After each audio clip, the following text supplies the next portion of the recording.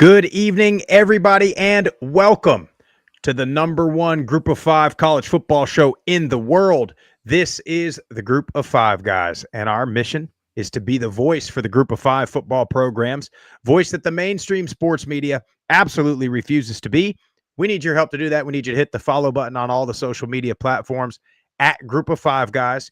Go to YouTube, Apple Podcasts, Spotify, wherever you get your best podcasts. Subscribe to the channel. Leave a 5-star rating and a review. Most importantly, share it with your family and friends. On this episode, we're going to talk about the decline of spring games. We're going to talk about the Mountain West schedule release. Who's got the best schedule, easiest schedule, toughest schedule, plenty more. Hope you enjoy the show.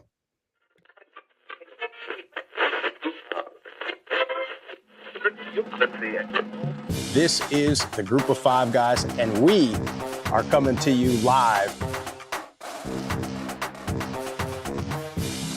I admire how much focus and energy you're putting on this part of college football. We looked at each other, we was like, Mike, the best place to be is a Group of Five. So I'm sitting here with the Group of Five guys, right? Troy has won, it's been a winner, and it's a special place, so it's why you want the job. But it's a ton of fun to watch a guy go to the NFL from a Nevada or a Colorado State or a Middle Tennessee or an App State, and fans follow that kid. It was across there. You want to have this thing packed out, have the student section packed out, giving those guys hell on the sideline. I mean, that's part of it. I mean, win or lose, like we're winning the tailgate. There's no better place to be developed in this country than Boise State.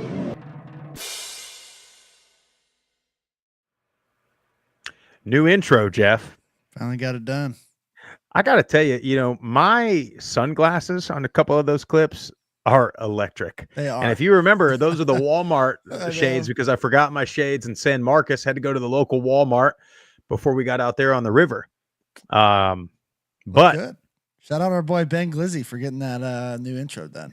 Yeah, nice new intro there for us. I'm excited about this show, Jeff. It's going to be going. This Mountain West schedule is something I really there's a lot of them that are set up well as far as I'm concerned, but see, I think a lot of them are pretty tough. Like I don't think there's really like an easy draw. No, there's not. Well, we'll get into it here in a second. First thing we got to talk about tonight, Jeff, is the spring games. It's a pandemic. The elimination of spring games.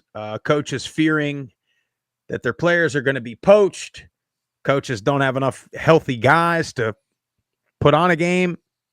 A lot of coaches don't even like spring ball in the first place, especially if you ask a strength coach. They'd probably rather get him through another block of strength training.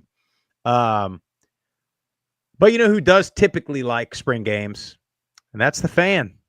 And so the fan is missing out on something else, primarily as a result of the transfer portal and the way that things are set up. I want to hear your take on this, Jeff.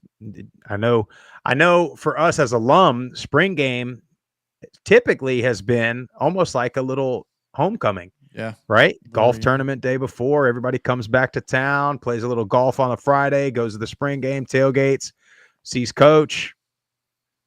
Don't have that anymore everywhere. No, you don't. And it's unfortunate, but like everything else in college football, the landscape is changing. So,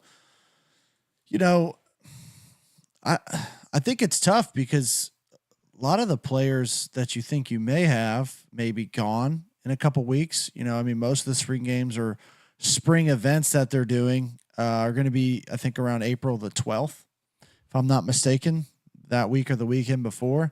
I hate it because, like you said, I've always enjoyed, I remember as a kid going to Cal's spring game. You'd go and you'd get your posters autographed by all the players. You do the punt, pass, and kick. As a kid, they had like a little kid zone where you could do all that. So I could see, for the teams that aren't doing a spring game, I think there's some unique ideas to just have some type of event to get the fans out there, the kids out there. I'd be cool with. The MTSU's doing this flag football league for kids that I'm, helping coach because my middle son Nico's playing in it. I think it'd be cool to incorporate, if you get a big crowd there, you put couple of the teams, maybe the championships of the two age groups or however many age groups there are, like as part of the spring game. I think that'd be pretty cool because you're going to draw more family in. You know, those young kids getting to play in front of like a pretty big crowd. That'd be a memory I would never forget as a kid. So I think there's some unique things that you can get creative to get people in your stadium, meet the players, you know, advertise your program, the collective, that sort of thing. And even if you don't have an official spring game, there's things you can do. I don't think you should just completely skip it. Yeah, I agree. And, you know, for the players, right? I mean, you think back to when we were playing in a spring, all through spring, not just the spring game. I mean, your starters and your for sure number one guys on the depth chart, you really weren't doing a whole lot during spring anyway, right? I mean, I know this. I mean, I don't know if he listens to the show. I don't think Brandon McElroy ever took a rep at left guard in fall camp, in spring, in any of it. And yeah, I took a lot of those. Now, you know, he's the guy, right? Yeah. We need him. But for a guy like me, it's like, hey, look, you're a walk-on guy. Here's your shot, man. You know, here's your shot to earn a spot with the guys or earn a spot on the travel roster or get your own, you know, locker at that point back in the day. Yep. And so it's one of those things. And then the game was kind of the showcase. It was like, okay, you did okay in practice. You know, you performed during inside or during pass pro or whatever, or, you know, individual drills. Now, can you do it? Because we know there's guys that can practice but can't play. And so now here's your chance. There's going to be some people here. Your family and friends are in. Now's your chance to showcase it. But I also remember there was years, even while we were there, a year or two, I think it was the last year that I was there, where I think we had 5 O-linemen that could even participate in the spring game. And at that point, you know, who are you going to run? I remember that I think it was my first spring. I think it was Grisham had played like 111 snaps, like just something outrageous. And now, I mean, you know, we're lucky to even run 30 plays in spring. You know, it's the other thing is too, is the schedules are so condensed now. Like most teams don't even do match drills anymore. Yep. Like you have, I think it's something like 12 total practices. It's not a lot. You know, you only have a couple weeks that you're like legally can be on the field based off of NCAA regulations. So, I mean, what do you really get? Like, what are you really getting out of it? You're going to get a guy potentially rolled up, you know, in a full go scrimmage, essentially. Like that's not really worth it. Cause then they won't be back. You know, if they get severely injured, they're not going to be back for the season. So you're not going to play your big time starters, you know, and then you don't really want to, you know, some programs are doing thud only. It's like, well, that's the point of that. So it's just a tough area to navigate. I think there's a happy medium where you can do something where you can get your players in front of the community, get them engaged, get them involved, put on a show of some kind, and at least still have some type of spring event. I think that's the best you can do with this day and age. Well, and you have the portal, so you have these rosters being, you know, shrunken down. I don't think that that's a true problem. A lot of the coaches are saying that they're scared their guys are going to get poached. I don't think that's a real worry, to be quite honest with you. I mean, because some of the schools saying that is like Texas and guys like, I mean, everybody knows Texas has good players. You know what I mean? I'm just not sure where they think a spring game. Well, who's that going somebody to else is going to come poach them, and how they're going to poach them from Texas. You know what I mean? Yeah. Well, and who's going to spring games like with their clipboard? You know what I mean? I guess some of those games are on ESPN a little bit. But I don't, man, you know, this is going to get off topic, and I'm going to go into my get off my lawn spiel here, but this is every sport. And I'm not going to sit here and play like I'm some tough guy, because I hated practice, and I hoped every practice was in shorts. But the more we have attempted, I don't know if the numbers back this up or not, but perception is they would back this up. The more that we have tried to load manage and rest guys and take pads off and practice less, the more people seem to be getting hurt, the more time they're missing. You look at, the big debate in sports media the last week was the NBA, right?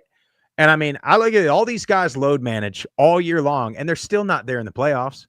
Still hurt. Kawhi Leonard's been hurt every playoff for 10 years, and he plays half the regular season. Anthony Davis, when's the last time he made it through a playoff or anything? I mean, all these guys. And you look at football, and you only got 12 games. And I don't know, man. I just this is a completely different rant that I'm on right now. But it's just we've gotten so worried about getting people hurt that I think we're getting more people hurt because people are not, there's a big difference between getting banged up for a couple of weeks and, an injury. That injury, as we know, can happen at any time.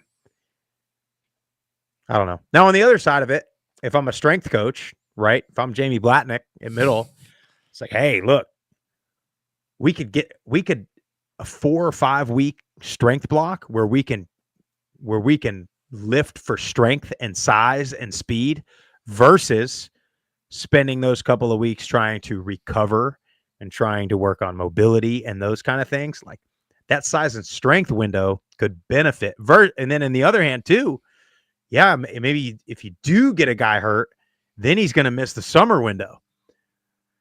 It's a tough deal, Jeff. I just hate that in all of these sports, in an effort to keep guys healthy and protect assets, the people that pay the bills are the ones getting hurt the most. And that is why everybody got all fired up about the NHL last week. And everybody's talking about the NBA and their all-star game and their exhibition stuff. Yeah, NBA ratings are down. I'll tell you what, I love listening to PK Subban call the NBA like, you guys are soft and spoiled. And you guys, like, your job is to put on for your teammates and put on for the fans. And the fact that you guys load manage is bullshit. I was like, yes, it is, dude. PK, go. I'm not comparing these guys to NBA guys, but I know guys that play for 3 hours a night, 360 days a year at the local Y that don't load manage. You know what I mean? And so, like, yeah, everybody's saying he's talking about LeBron, which probably, but now look, LeBron's been doing it for 20-something years. And in general, he hasn't. I mean, the last couple, since he's been in LA, he's gotten a little bit that way. But then you had the whole Jimmy Butler scenario where it's like you want to play half the games, but you want a max contract. Although he's been phenomenal in the Bay, hasn't he, Jeff? I tried to tell you. He's you're, back. You're lucky he's only probably got 3 or 4 years left on his career because that's around the time he starts getting disgruntled and wanting out. I just want one playoff run with Jimmy Buckets and Steph on the court. It'd be a beautiful thing. Dude, I will forever cherish the years of Jimmy Butler's playoff runs, but what he did this first half of the season is just something. Yeah. I don't know. I don't know if I can forgive it, Jeff. Well, Anyway, we got to talk about this Mountain West schedule. Let's get into it. So this is what I want to say, and I want to credit the ADs and the conference for doing this because everybody's got a pretty good schedule. Like, for one, the conference is as good as it is. So your conference opponents themselves are going to be good matchups, and we're going to talk strength of schedule, this and that. But nobody's playing anyone where I don't think they have a shot. Right? Like, you look at your top teams in the Mountain West, and Boise going to Notre Dame. Notre Dame's probably the best team that anybody in this conference will play. I think Wyoming plays Texas. Somebody plays Texas. Yeah, I think Wyoming does. That's going to be somebody. What's that? San Jose State plays Texas. San Jose State plays Texas. That's a tough one, right? San Jose State, mid-tier Mountain West school. Texas, top 2 in the SEC. That's going to be tough. Boise going to Notre Dame. It's 2 playoff teams. I mean, I don't think anybody looks at that game, no matter how much you want to disrespect the group of 5. Nobody's looking at that game for Notre Dame thinking they got a cakewalk. Everybody knows that's going to be a good one. But everybody else, there's a lot of Arizona, UCLA. So good games, right? Big test games would mean a whole lot if you win those games. Mm-hmm. But then also the conference is so deep that really never can you there's nowhere where a team can kind of exhale and say, all right, we got through that gauntlet. Now we got some gimmies. There's nobody that's got a gimme stretch in this conference. But and then even outside of the Power Four games, credit to the Mountain West and the other schools that have done this. There are some awesome Group of 5 on Group of 5 non-conference games throughout. Every one of these teams got one. But what do you think overall? I want to get your overall thought on the Mountain West, Jeff. I mean, I think there's really, one of the categories we had was, easiest draw. I didn't see one. There's not one out of the entire Mountain West schedule that I'm like, oh yeah, that's a cakewalk. I mean, these are some tough. They got at least one really tough, non-conference, and then even a lot of them, like you said, tough Group of 5 on Group of 5 matchups. So I was impressed with it, honestly. Like it's going to test the Mountain West as a whole. You're going to see this year, I think, as more than in years past. Like we're going to know how good the Mountain West is before we get to bowl season. Just based off of everyone's conference or off their schedule. You got Washington State, you got Texas. We talked about them, NIU, future Mountain West matchup in there, Stanford, Arizona. Like you got a lot of non-conference Power Fours and then a good mix of quality Group of 5. So I was happy to see it, man. Cause I think it's going to be just better competition, just brings out the best in everybody. It always has, it always will. And can't wait to get the season going. There is not a team in this conference that if they win 11, I realize that's not very realistic for most of them, but 11 or 12 wins in this conference gets you in the playoff. Yeah. I don't particularly care who you are, barring a situation where your one loss is just a blowout loss. But 11-1 Mountain West champion is a playoff team, in my opinion. Based on these schedules, it just is. Now, can somebody do it? That's going to be the question. So, all right, toughest draw. Who you got? I had two. I'm interested to see who you have, but I'm gonna go with Fresno State to start off. Okay. I think on the road at Kansas, then you get Georgia Southern at home. Who Georgia Southern's a tough physical team, but you're at home, so that's nice. On the road at Oregon State, then they get an easy one, at home against Southern. But then they go on the road to Hawaii, always is a tough travel. You have San Diego State on your schedule. You're on the road at Boise, and you're on the road at San Jose State. They avoid UNLV on that schedule, but I think those first 3 games, nobody really is just a powerhouse. But to me, that's a tough 3-game stretch to start the season. 2 being on the road, and all of them going to be physical matchups. So if they can get through that first 3 games, and we've seen it with teams in the past, like, God forbid you go 0-3 in that stretch, you're in a hole, right? But if you can get out of that stretch 2-1, then you're set up. Then the middle of their schedule lightens up until you get towards the end. So I had Fresno State as one of the toughest schedule draws in the Mountain West. Yeah, I like that first 3-week stretch, and that's what we talk. That's what I'm talking about at the beginning of the show, right? Is none of them are going to blow out Fresno State. Not one of them. Kansas is not going to blow them out. Oregon State's certainly not going to blow them out. Georgia Southern, they'll probably be favored against, I would imagine. But they're also 3 really good wins if you get them. Mm-hmm. It's similar to UNLV last year, right?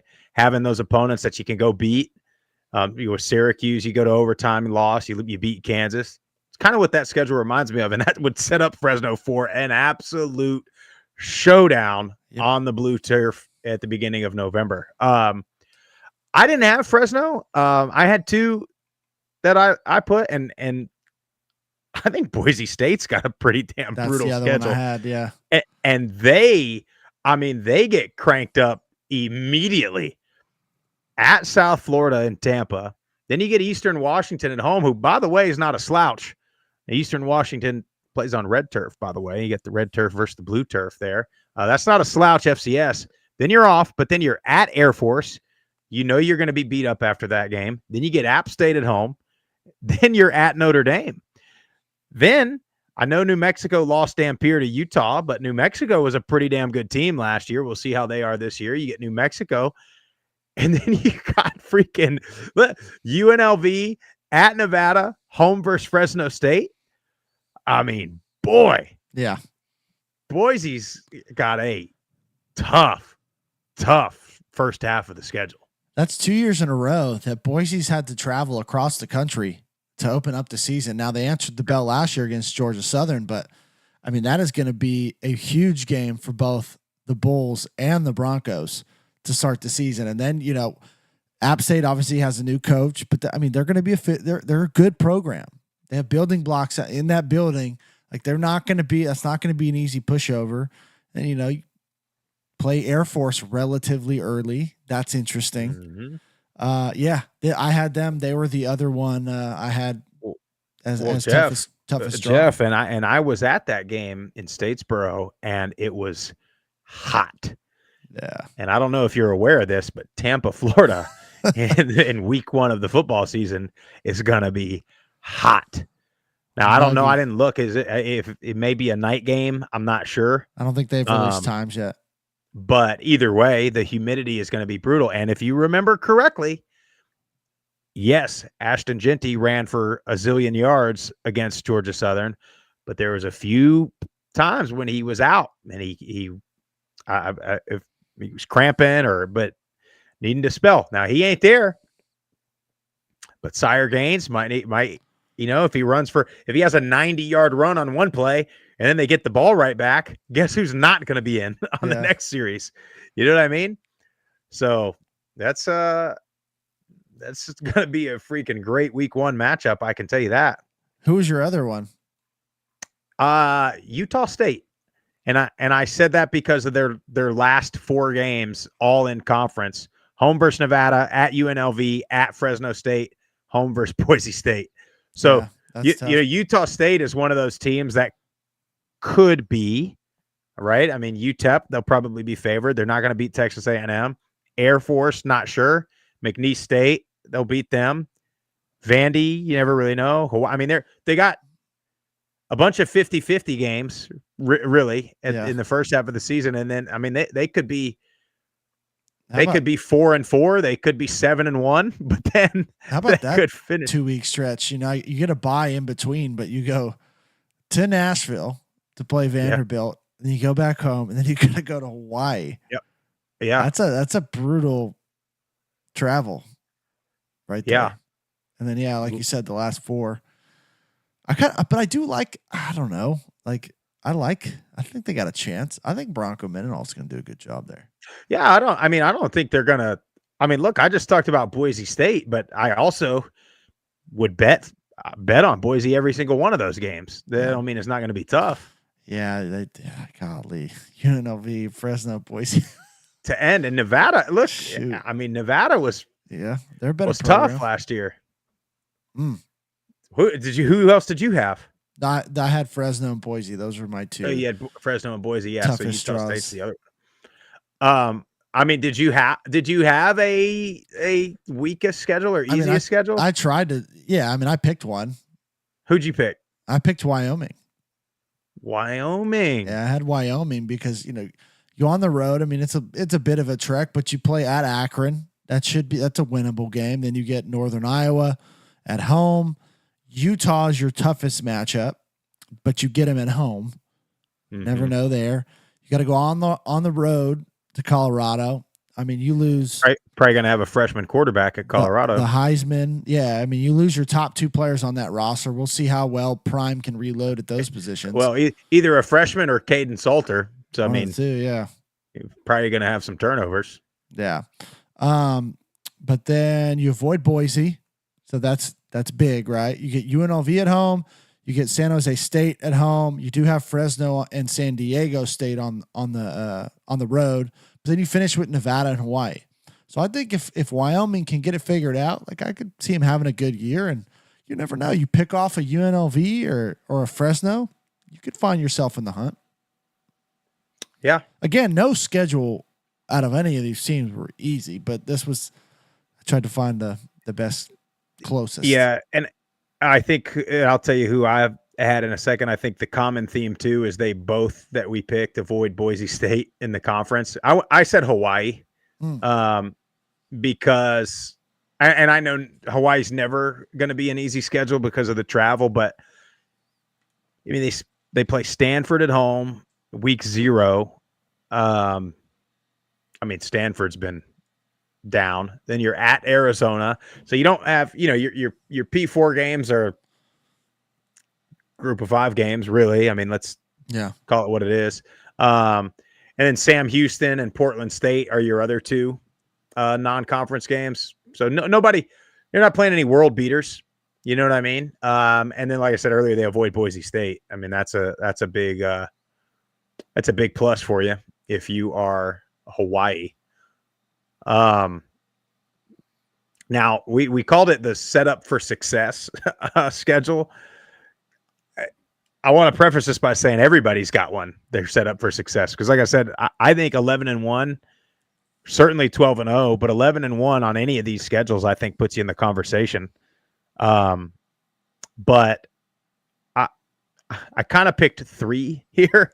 Wow. And and they're the most obvious 3, right? They're probably the 3 favorites in the conference because, the reason I picked these 3 is because, like, all of their non-conferences are sort of similar. But in the conference, they're going to be favored in most of their games, in my opinion. Interested to see what would happen in some sort of a tiebreaker. But I said Boise, UNLV, and Fresno. I mean, look, I think Boise. That's who you had? That's not who I had. Really? Yeah. Well, let me go. Let me. I mean, Boise State with 2 really good group of 5 non-conferences, and then Notre Dame, who, look, I mean, they'll be underdogs for sure, but I mean, we saw what they did last year at Oregon. We'll see how good they both are. They're both going to be completely different teams. We'll see how they are. But again, if Boise beats everybody else, and whether they beat Notre Dame or not, they keep it tight during the conversation. Fresno is probably going to be favored against Oregon State. They're probably going to be favored against Georgia Southern. And then they got Kansas week 0, which, you just never really know with that one. And then Fresno and UNLV don't play. And then UNLV, I look at them, you're at Sam Houston and you're at Miami of Ohio, which are both pretty interesting. Long way to go, long way to travel for both of those. But then you got UCLA at home. I mean, that's if UNLV is half the team they were this past year, I think they may be favored in that game. And they avoid Fresno. So that's, UNLV was one of them. They were the second team I had as far as the schedule that was set up for success for all the reasons that you've mentioned. I mean, hell, if they can, Sam Houston's a good program. Don't get me wrong. Like, they're one of the better teams in Conference USA. Miami, of course, is one of the better teams in the MAC. Like, those aren't pushover games, and they're both on the road. But if they can, keep continuity, some of, the players that were there a year ago, and if he can build that program and keep it relatively where it was, like, those are games you should probably win if you're UNLV. And then if you can beat UCLA, I mean, you have potential to be 4-0 by the time you start conference. So, but the team that I think that's set up most for success, I think, is the San Jose State Spartans, my friend. Really? Mm-hmm. Because you get Central Michigan at home, which we just interviewed their head coach, and they're on the road, so that's a far travel for them. So they get to start the season off there. On the road at Texas is difficult. It's going to be physical. You're probably going to lose that game. If you can stay healthy, then you get Idaho at home. Then you get Stanford, who's basically on the other side of the bay. That's an easy travel. That's essentially a home game for you. I think they can compete in that game. Then you get New Mexico, Wyoming, Utah State, Hawaii, Air Force, Nevada. Your two toughest next toughest conference games are on the road at San Diego State. You get Fresno State at home. You avoid Boise. You avoid UNLV. As far as a conference draw, I think they're set up for success. And I was, what Niumatalolo did last year. See, I got the name right too. Nice job. What he did last year, I was impressed. I know they lost Nick Nash, but I thought he did a great job of taking that program, who was really, bare bones on what they lost a year prior. Did a great job. So I'm looking for them to have another good year. Yeah, that's a good one. And the only reason I didn't put them is I just feel like they're going to get smacked by Texas. Like where I look at the other ones, their power 4 games are, in my opinion, more winnable. Now, but you're right though. San Jose State's one of those teams where this is what happens again when you get rid of divisions. This is what happens. They could find themselves in the conference championship game, watching Fresno State play Boise State on November 1st, thinking, well, if one of them, whoever loses, you know what I mean? Yeah. And San Jose State could find themselves sitting in there in the championship game. But we shall see. We shall see. What about, there's so many of these. Biggest non-conference game would you have? I mean, to kick off the season, Boise at South Florida. That is a season tone setter right there. Well, man, that's 3 of these games are Boise that I have with Boise. Boise App, Boise Notre Dame, all 3 are just Boise App. I'm going to have to see something out of App at the beginning of the season for me to get fired up about that game. I'm going to be honest with you. But two programs though. You know what I mean? Two premier. They're standard, right? Standard setters. To me, yeah. And that Boise South Florida game is like, you almost. Is that like a must win for both of them? For South Florida, who you're on year 3 now of high expectations in Tampa. You're on year 3, and here it is, week 1. Let's start this season at home against the premier group of 5 school, against you're in the American Conference and you've been beating your chest, Power 6 this, Power 6 that. Well, here's the Mountain West, who's got that program that's been running the group of 5 since they got there in Boise State. So you gotta, if you're South Florida, that's one of those ones where it could be a collective sigh of disappointment in Tampa if they don't win that game, or if they don't compete in that game. Boise Notre Dame, that's the game that sets the tone for all of the group of 5, because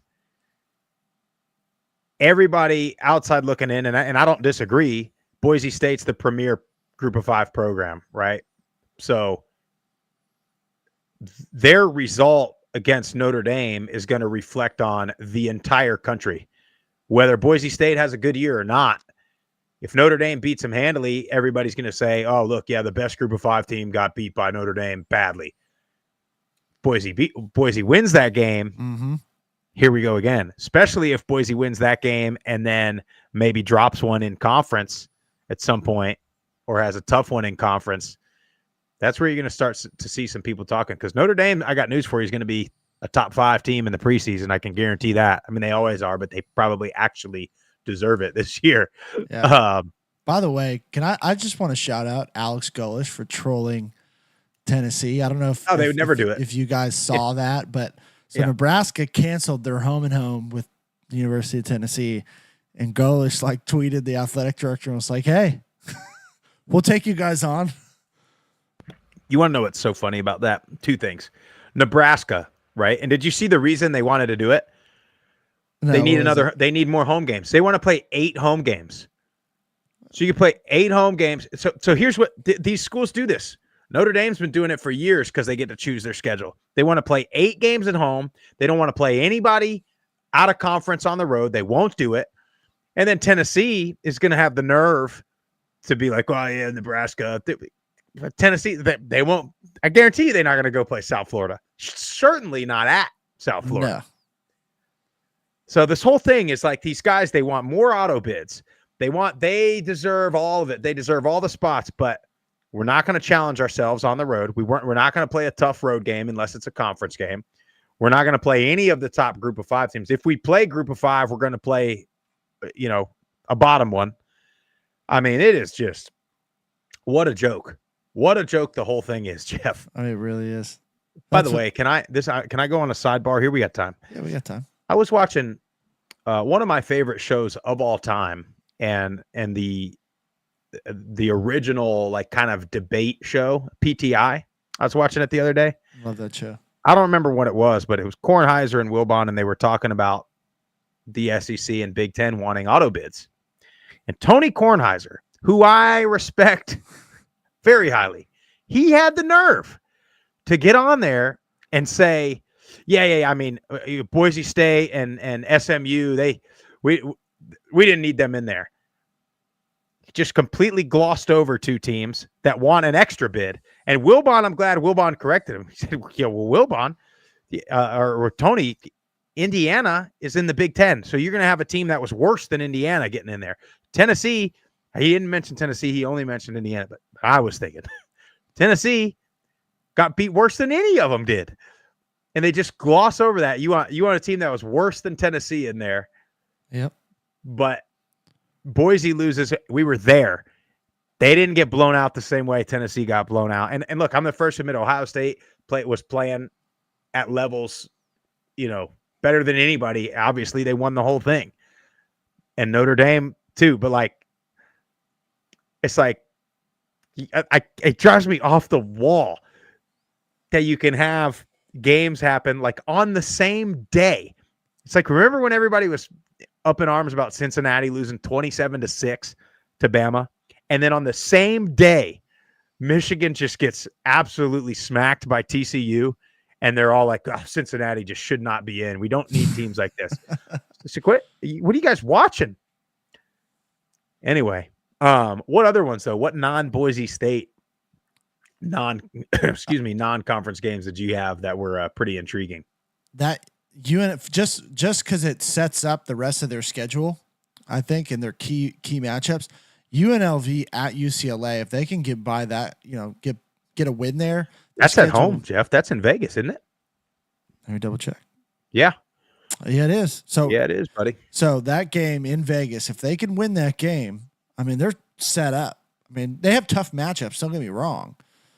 But you could potentially, if they can get by those first 4 games, Sam Houston, UCLA, Idaho State, Miami on the road, then their next several games are, teams that were down a year ago in the Mountain West. In Wyoming, Air Force, New Mexico was good, but you lose Dampier, who, I mean, let's just be honest, that kid made plays most quarterbacks can't, and he's the reason why they were in games, and he's no longer there. But also Colorado State, Hawaii, like the rest of their draw is relatively manageable outside of Boise. So I had that game, and then the San Jose State game at Stanford. If they can win that game, again, sets up the rest of their schedule very, very nice. So I think those are 2 key matchups that are non-conference games. I got a couple more for you. What you got? I mean, are we not going to talk about the Blue Raiders going to Reno, Nevada? I was trying to not play the talk Wolfpack, about Jeff, because they have MTSU and Western. Yeah, interesting. Back to back, little Conference USA Mountain West matchup. Yeah, 100 miles of hate for Nevada. Welcome to the party. No, but I wasn't really going to talk about that. I'm intrigued by UNLV going to Oxford and playing Miami. I think that could be a wild scene. Interested to see how that crowd turns out in Miami. They're one that they'll tailgate the hell out of it, but whether or not they go is up for debate. But I think they'll show up for that one and be a hostile environment for the Rebels. And then that's an interesting schematic matchup. If UNLV is similar, which I think they will be spread wise, because that's what Dan Mullen has done in years past, like a spread out, athletic, get the ball on the edges team against a MAC team who's predominantly been defensively, we're going to stop the run up the middle. You know what I mean? Like it's a very contrast of style in years past. Well, I don't know what they're going to look like, but yeah, I'm going to tell you a team that I'm very intrigued by, and because of that, I'm intrigued by their schedule. San Diego State, because I think they're going to be pretty damn good. I think they'll be a lot better.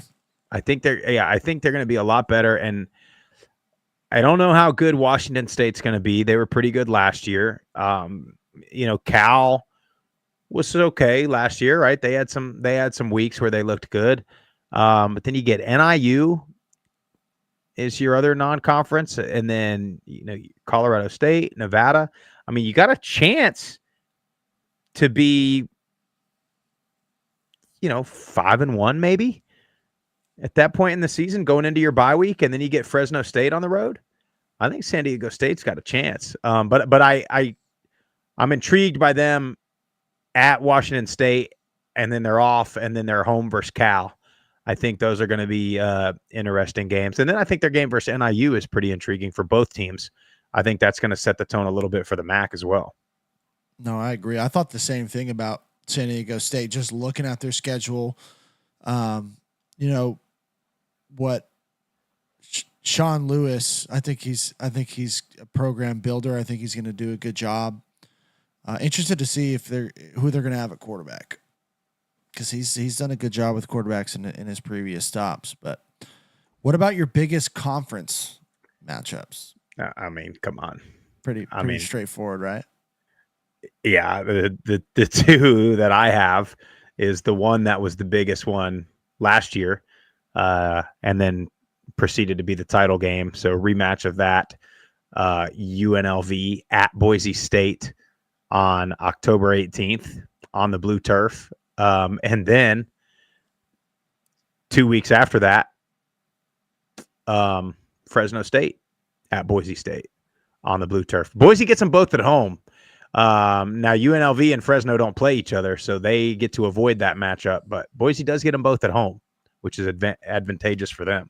Yeah. I mean, obviously those games for sure. I had San Jose State at home versus Fresno State to finish the season. I think that's a big conference game. Wyoming against UNLV, I think that'll be a big game. And then San Diego State against Boise State. I think that'll be another. I don't know why I have a gut feeling that San Diego State's going to be much better. I think they're not going to be an easy out as they've been the last couple of years. No, well they improved last year. I mean, they were a bit better last year. They had some flashes where they looked good. Jeff, I'm sitting here looking over this, and I don't know why we didn't talk about this being I guess it's not that easy of a schedule, and I guess I have a fear that they're just going to be really bad again. But Air Force, I know. I mean, they have Army and Navy, which are both tough. They're better than they've been. They're better than they've been, and it's such a rivalry game, an emotional game that no matter what, those are tough games. They're big games. But you get Boise State at home. You don't play Fresno State. You don't have a Power 4 game. See, this is the tough thing about Air Force. When Army and Navy are both good, they have Bucknell to open the season, which would be a good tune-up game. But then they get right into it. I mean, you're on the road at Utah State, Boise State at home, Hawaii at home. That then you go on the road at Navy on the road. I mean, it's brutal. Yeah, well, and that's the tough part about Air Force, that they have this challenge that Army and Navy don't necessarily have because they play each other after the season's over. But Air Force, you look at that little sequence where they go at Navy, at UNLV. Let's just go at Utah State, home versus Boise, home Hawaii, at Navy, at UNLV, home versus Wyoming. They got to get up for every one of those games. And then you're off, and then you got to get up again for Army. So your non-conference games are your biggest rivalry games. That's something that most people don't have, that they've got to get up for. And then also, I'm looking at this. Why the hell they have a bye week in the second week of the season? We can't shorten these seasons, but we got to have a bye week in week 2. Mm-hmm. I mean, what if they just gave the entire country a bye week in like week 6? Everybody take a week off, fall break. We're just not going to play. I don't know. I don't like it. Oh, I don't understand what we're doing here now. But Jeff, do you agree with me though? As you look at this schedule, I know we got a couple voicemails to get to. I mean, anybody's got a chance. They really do. I mean, New Mexico's not going to beat Michigan. San Jose State's probably not going to beat Texas. Utah State's probably not going to beat Texas A&M. But outside of that, Yeah. I mean, you look anybody can get it, Jeff, as we say. No, you're right. And you look at Nevada's schedule. Like Penn State on the road is probably obviously not beating Penn State. difficult. But you get Sacramento State at home, which we'll see. Brennan Marion's the head coach of Sac State, so we'll see how well they are. They've been a good FCS program. Then you get Middle Tennessee at home, on the road at Western. I mean, they play, the top 3 teams in years past in Fresno, UNLV, and Boise. But yeah, man, I mean, nobody's got a super easy draw. All these schedules got a mix between some really tough opponents, some quality opponents, and then you got a couple gimmies. But all the way around the Mountain West, it's been a pretty even scheduling slate. You don't have a week throughout this conference where there's not at least one really good game, really intriguing game. And as I'm looking at this now, and I remember looking at it as I was prepping for the show, it's going to be a really fun game is UTSA going to Fort Collins to play Colorado State. I think UTSA will be better. Yeah, I do too.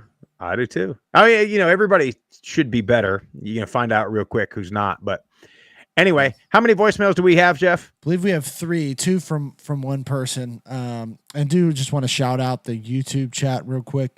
If you're watching this show, every time we go live, if you're watching it on Facebook or Twitter, hop over to the YouTube. We have a great live chat that goes back and forth. We had Sean O'Toole in there tonight, Joe Judkins, Kendrick Melville, who says he expects Utah State to be a lot better with Bronco Mendenhall, I don't know why I couldn't say that, at the helm, which I agree with him. I think Utah State, they have a great following. They have a great stadium. They got great support. They just need a little bit of consistency from a program standpoint, I think. But yeah, I think they're going to be much improved. But hop over to YouTube, hit that like button, hit subscribe, hit the notification bell. That way, every time we go live, it'll notify you on YouTube. But if you want to be a part of the show, join it, give us your hottest take. You can call anytime during the week, 615-900-4286. Leave a voicemail. You got 3 minutes, especially in the off season. We don't quite have as many as we do during the season. So you can leave 2 if you need to, if it gets lengthy, but if we got a ton, then we'll just stick to the 1, but let's just get right to it.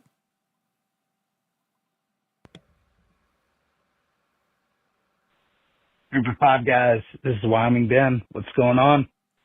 Mountain West Conference schedule just came out today. Wyoming CSU playing in the last border war that's part of the conference on October 25th. So we'll see you guys there, right? It's going to be October, so you guys, it ain't even going to be that cold. Probably in the 40s. Me and brother-in-law Brett will have a nice spot for you guys to tailgate. I think you guys need to make it happen. Long live Group of 5. God bless Group of 5 guys. Go Pokes. Now, attaboy, Ben. Which one of them is typically the drunkard? I don't know. Yeah, one of them's. Am I making that up? Am I thinking of 2 different people? I know right? what you're talking about. I don't think it's Ben. It's though. Brother-in-law. Brother-in-law Brett. I think he was talking about Brett. Unless we got him backwards. Call back in. We might have him backwards. It's probably both of them. Whoever just lost or whoever just won. You know what I mean? 100%. But yeah, man, I got bad news though, guys. I'm not getting on a plane. I mean, I'm not doing it. Not in 2025. Not the way it's been looking out there. But I'll have to pack up our Nissan Armada. I don't have that anymore. Remember? Which one do you have now? My wife totaled the Armada. She got a Jeff. You're putting me on blast here. She drives a black Expedition, buddy. That's even more room. Yeah. We'll make it It's out a lot there. better, I'd lot love better to go. vehicle. I'd highly recommend a Ford Expedition over the Nissan Armada. Look, here's the deal. My wife has been begging to go to two spots, two group of 5 spots, one being Boise, the other being Wyoming for a game. So. We got to look at it in depth, Jeff. You got to look at it and see when there's a potential for like one of them plays on a Thursday, one plays on a Saturday, and you can kind of take a little trip out there. That's the 25th of October, right? That's what I'm out. Yep. They play at Nevada. How far is that? That's a trek, isn't it? Yeah, but they play at home versus Fresno the following weeks. Maybe just take a week out there. Spend Halloween in Boise, Idaho. No, we can't afford that. Or Laramie, Laradice. Anyway, we'll get out there at some point. All right, let's get to our last two. What's up, guys? Zach Green here. Long time no call, but just wanted to give some thoughts on Liberty football. First off, I got to address the bowl game. I can't just skip it over. I know it's been a while, but that was rough. The Bahamas Bowl, I think the final score was 24-7 Buffalo. And looking back, if the team wasn't set up to fail, they were set up to struggle, and struggle they did. Buffalo's strength was rushing defense. Liberty's strength was rushing offense, if I remember that correctly about Buffalo. And they had two really good linebackers, Dolak and Red something or other, that had a really good game, and they were fired up, and they were mostly at full strength. And on the other hand, Liberty was missing, I think, 3 really important offensive linemen to the portal, a starting quarterback to the portal. Our top running back, Quentin Cooley, sat out for the draft. And when you're missing some of the main horses that got you there, I mean, looking back, why did I expect us to be more competitive? I mean, I guess I knew that the coaches would coach their tail off, and I knew that the other players would play their tail off and practice really hard. I knew we had a lot of talent in there. And so I trusted in them to make it do better, to play better. But, looking back, it may not be fully their fault because the horses that brought them there were not available. Credit to Buffalo, though. They did what they needed to do, and they still very well could have won even if we were at full strength because they had a good team. So we did what we could, but without the players being there, it's kind of difficult. But everybody deals with that. JMU dealt with it last year. It happens. You move on. And so looking forward, we're actually in spring practice right now. Liberty's spring game is actually this Saturday, so before most schools even start spring practice. And the reports out of that are good from a culture and attitude perspective. Apparently sounds like that's going to be a lot better this year. Chadwell has emphasized to the players like earning things, even so that reportedly he's made the players start off in the visiting locker room this spring to earn the home locker room. And so I think from that perspective, we're going to be great this year. Had some problems with that last year that a lot of people know about. But the question is how well are all these new players that we're bringing in gel? Who's going to be the starting quarterback? How's it going to go? And I think the answer is good. The question will just be how good is this season going to be? And only time will tell. But I'm looking forward to it. I'm hopeful for it. But don't want basketball season to go away because it is a lot of fun right now. The Flames are 22-5. Got some really important games coming up. We're having good seasons as well. It's going to be a great run down the stretch. Thanks, guys. Enjoying the recent shows. Matt, still thinking about you, praying for you. Hope you guys are doing okay. God bless. Go Flames. Hey, guys. Zach Green here real quick again. I don't like to double call. I usually re-record, but just want to add something real quick. I realized I talked pretty negatively about that bowl team that we had at the Bahamas Bowl, and they did play pretty terribly, but I want to credit those players that showed up to practice every week, missed a lot of their families with the holidays, and worked their tails off, played really hard, and just came up short. There's a lot of hard work and still a lot of talent among those players that did compete, but I think that they were missing some really key links in their chain that had made them strong all season. And then there were some positions that were really missing some major performers. So credit to them. They played hard. I'm not saying they couldn't have played better. I think they could have. That was just a disastrous game. Coaches probably could have figured some other things out, but it happens with the portal. Other teams have dealt with it before, and other teams will deal with it again. So it is what it is. we move forward. Go Flames. Jordan, Baldwin Bougie, Jack State fan, if you're listening to this, we're coming for you in basketball on Thursday night. Thanks, guys. Appreciate you, Zach. Always appreciate Zach. Yeah, Buffalo. I mean, Sean Dolak and then Red Murdoch. That was maybe the best linebacker tandem in the country. No question. Buffalo last year. Buffalo, extremely underrated ball club last year. But Liberty, wow, they're already about to have a spring game. That's early. That's real early. But see, maybe that's the way to do it. Maybe it is. Get spring out of the way, and then you can just focus on working out and hitting the weights, hitting the sups. Yep. You already know your kind of your holes, your pieces you're missing and you need, and you can and then you can go watch Texas's spring game and poach their players. That's right. That's what Sarkisian thinks is about to happen. But anyway, appreciate everybody calling. If you are wanting to call, you haven't called, that number is 615-900-4286. Leave a voicemail. I think, what's the limit, Jeff? 2 minutes, 3 minutes? I believe it's 3 minutes. Make sure you leave that voicemail, your hottest take, as the schedules keep coming out. I know everybody's going to get all fired up for the Sun Belt schedule release whenever the heck that's coming out. But we appreciate you guys watching the show, listening to the show. Stay tuned. We had Central Michigan head coach Matt Drinkle on last week. We had Trey Lamb, the new Tulsa head coach, on the week before that.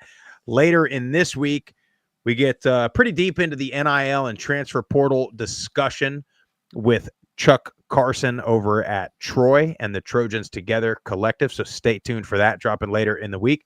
Make sure you hit the follow button on all the social media platforms at Group of Five Guys. Go to YouTube, Apple Podcast, Spotify, wherever you get your best podcast. Subscribe to the channel. Leave a 5-star rating and a review. Most importantly, share it with your family and friends. Have a fantastic week. Long live the Group of Five. God bless the Group of Five Guys. We're out of here.